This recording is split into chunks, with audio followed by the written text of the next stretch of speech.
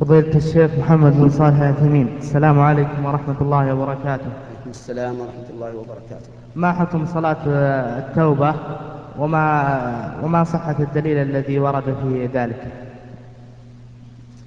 صلاة التوبة حديثها ضعيف، لكن له شواهد تدل على أن له أصلا، مثل حديث عثمان بن عفان رضي الله عنه حينما توضأ كوضوء النبي صلى الله عليه وآله وسلم، وقال إن النبي صلى الله عليه وآله وسلم توضأ مثل وضوء هذا، ثم قال: من توضأ نحو وضوء هذا ثم صلى ركعتين لا يحدث فيهما نفسه غفر الله له ما تقدم من ذنبه.